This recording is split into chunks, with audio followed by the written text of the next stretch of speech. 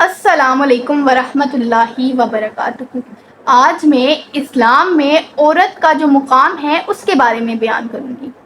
یہ بات تو روز روشن کی طرح واضح ہے کہ اسلام نے عورت کو جو حقوق دیے ہیں وہ دنیا میں کسی اور مذہب اور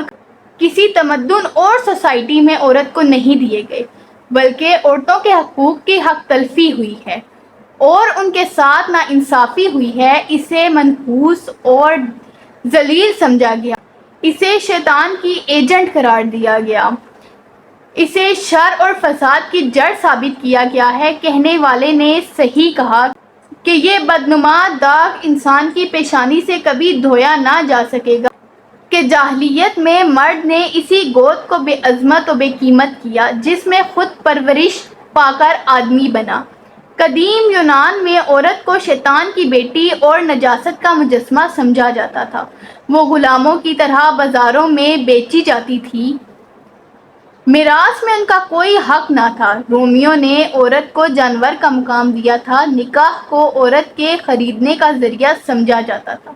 معمولی قصور پر عورت قتل کر دی جاتی تھی۔ اہل عرب زمانہ جاہلیت میں لڑکیوں کو زندہ درگور کر دیتے تھے، ان کی کفالت کو ایک بوجھ سمجھا جاتا تھا، ان کی خرید و فروخت ہوتی تھی، ان کو رہن سہن اور ضمانت کے طور پر رکھا جاتا تھا۔ یہودیوں کے ہاں کافی عرصہ اس بارے میں اختلاف رہا کہ عورت انسان بھی ہے یا نہیں۔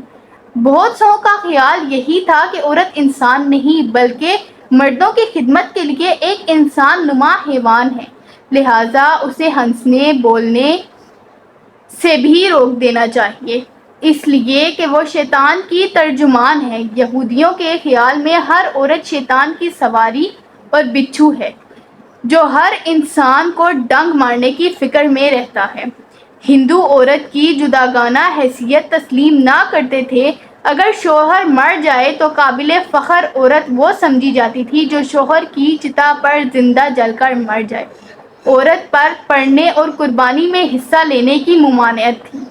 لیکن جب اسلام آیا، رحمت عالمین صلی اللہ علیہ وسلم تشریف لائے تو آپ نے عورت کو ذلت اور پستی کی گہرائیوں سے اٹھایا اور اسے عظمت اور رفعت کے بلند مقام پر فائز کر دیا اور فرمایا کہ اللہ تعالیٰ نے 3 چیزوں کی محبت میرے دل میں ڈال دی: خوشبو، عورت اور نماز میری آنکھوں کی ٹھنڈک ہے۔ اسلام کے علاوہ کوئی مذہب نہیں جس نے اچھی بیوی کو آدھا ایمان قرار دیا، جس نے بیواؤں کو عزت کی مسند پر بٹھا دیا، جس نے عورت کے حسن و جمال کو نہیں اس کے عورت ہونے کو قابل فخر ٹھہرایا۔ عورت کی نمایاں حیثیتیں 4 ہیں: بیٹی ہونے کی حیثیت، بہن ہونے کی حیثیت، ماں ہونے کی حیثیت اور بیوی ہونے کی حیثیت۔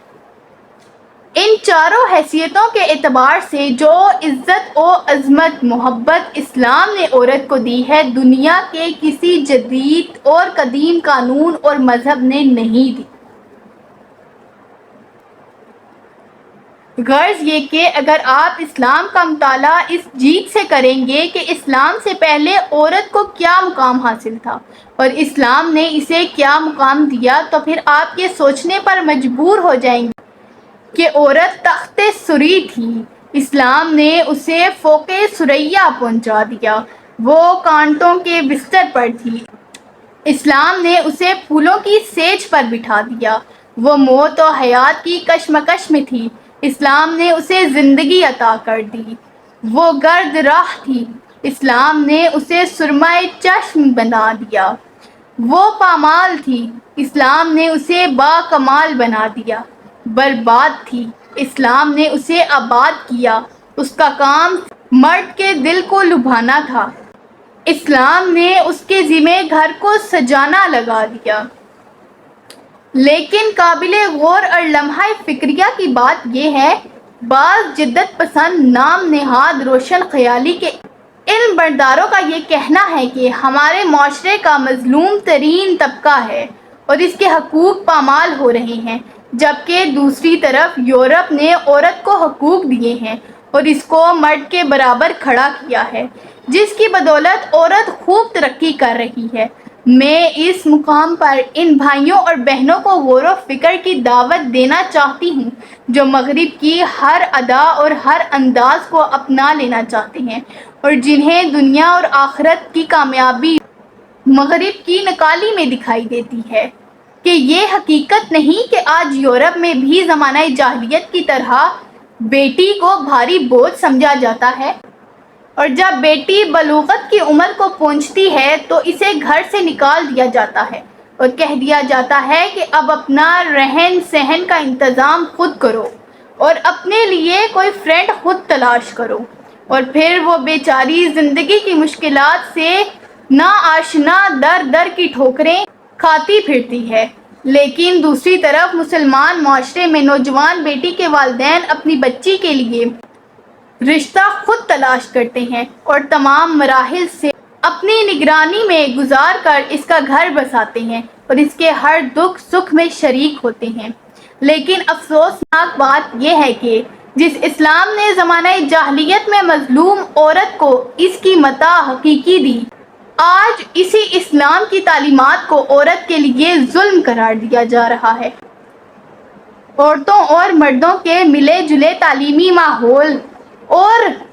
ریسوں میں عورتوں کی دوڑ، حقوق نسواں کے نام سے بدکاری و بے حیائی کا فروغ، قرآن سے شادی کردکاری کے دردناک واقعات، جگہ جگہ مصنوعات کی مشہوری کے لیے عورتوں کے پوسٹر، تفریح کے نام پر بننے والی عریاں فلموں کے ذریعے عورت کو اس کے اصلی اور فطری حقوق مل رہے ہیں یا پھر حق تلفی ہو رہی ہے، فیصلہ میں آپ پر چھوڑتی ہوں۔ جزاک اللہ خیراً، احسن الجزاء فی الدار۔